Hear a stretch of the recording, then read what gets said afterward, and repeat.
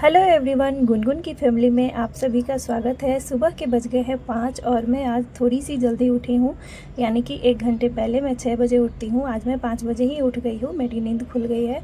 और अभी मैं आपको दिखाती हूँ मेरे घर से बाहर का नज़ारा, जो कि पूरा शहर अभी जगमग जगमग कर रहा है, बिल्कुल दीपावली की तरह, और बहुत ही सुंदर लगता है देखने में। तो मैं उठ के 2-4 मिनट के लिए मैं खड़ी हो जाती हूँ और ठंडी ठंडी हवाएं लेती हूँ, और उसके बाद मैं अपनी स्टडी करती हूँ। तो 2 घंटे की मैंने स्टडी कर ली है। अब बज गए हैं 7 और हस्बैंड जी भी उठ गए हैं, ठाकुर जी, तो उनके लिए मैं बना रही हूँ चाय।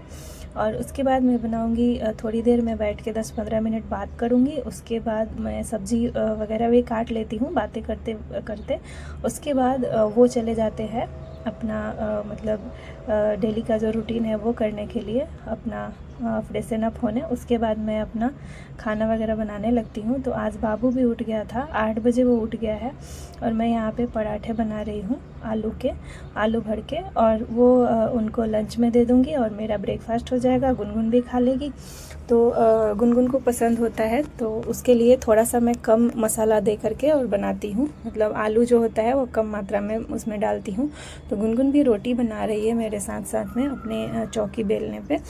उसके बाद बच्चों को नहलाया खिलाया, सारे काम किए और घर की साफ़ सफाई करी। तो ये मेरा सेकंड स्लॉट रहता है, जैसा कि आप सबको पता है। और अभी मैं यहाँ पे पढ़ रही हूँ अपना सीटेट का, जो कि निधि मैम का क्लास में ग्रामर का कर रही हूँ। ग्रामर कुछ ज़्यादा आता नहीं है, पैसेज से ही ग्रामर पूछता है, लेकिन यहाँ पे थोड़ा सा डिटेल्स में पढ़ा देती हैं मैडम, तो वो अच्छा रहता है कि दिमाग में बैठ जाएगा ना, और रिवीजन करेंगे तो बहुत ही अच्छे से मतलब तैयारी हो जाएगा, और अलग से रटने की ज़रूरत नहीं पड़ेगी। और वैसे भी जो व्याकरण होता है, ग्रामर, उसको मतलब याद नहीं किया जाता है, उसको समझा ही जाता है। तो यहाँ पे मैं अपनी पढ़ाई जो है वो कर रही हूँ।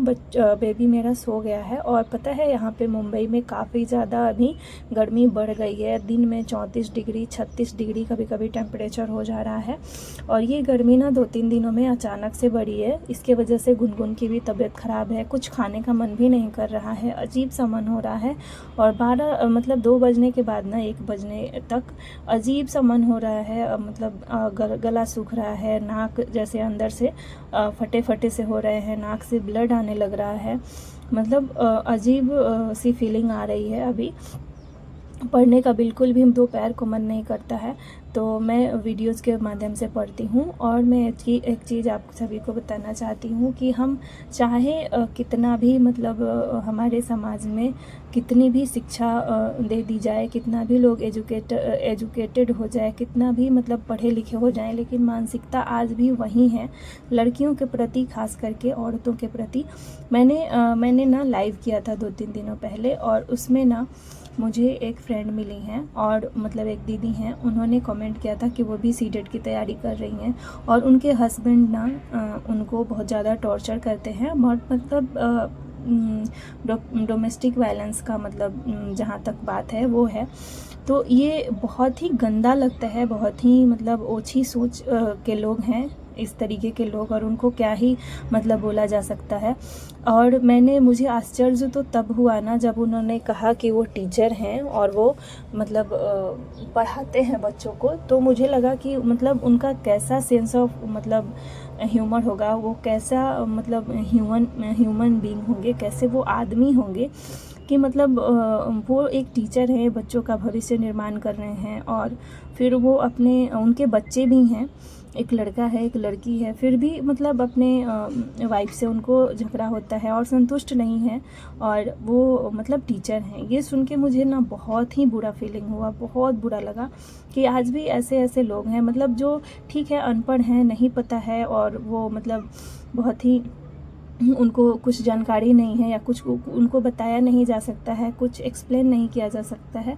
वो कुछ गलत करें ना तो कुछ समझ में आता है कि चलो इनको तो कुछ समझ ही नहीं है, लेकिन पढ़े लिखे गवर्नमेंट टीचर हैं वो, फिर उनकी ऐसी मतलब बिहेवियर को ना बहुत ही ज़्यादा मतलब मुझे सुन कर के ना मतलब रोंगटे खड़े हो गए कि बताइए अभी भी समाज में इस तरीके के लोग हैं कि उन्होंने मतलब वो रोती हैं, बोल रही थी कि मैं हमेशा रोती हूँ और मेरा पढ़ने में भी मन नहीं लगता, और बच्चे भी हैं, और वो घर का खाना पानी भी नहीं देते हैं समय से।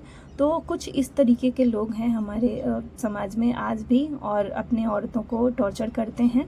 और अब मतलब वो अब एक लड़का है, एक लड़की है, उनकी कंप्लीट फैमिली है, फिर भी वो कह रहे हैं कि मुझे शादी करनी है और मुझे तुम्हारे साथ नहीं रहना। तो बहुत सी ऐसी चीज़ें हैं कि मतलब लोगों को मैं सुनती हूँ और देखती हूँ तो बहुत ज़्यादा दिल टूटता है कभी कभी कि मतलब यही बात है ना कि लड़कियों को आज भी कमज़ोर समझा जाता है। और वो यही मतलब जानबूझ के वो यही करते हैं ना कि मतलब ये अब शादी हो और गई है, उनकी बच्चे हो मजबूरियों गए का हैं, फ़ायदा तो उठाया ये जाता कहीं नहीं है। जा सकती, और मजबूर है। वो तो इसको रिस्पेक्ट मतलब और फुल इज्जत बचाने के लिए कि उनके घर बर्बाद ना हो और उनके मम्मी पापा, उनके ससुराल वाले का इज्जत ना जाए समाज में, तो इसके वजह से वो चुप रहती हैं। तो चुप्पी का मतलब बहुत ही ज़्यादा और गंदे तरीके से फ़ायदा उठाया जाता है।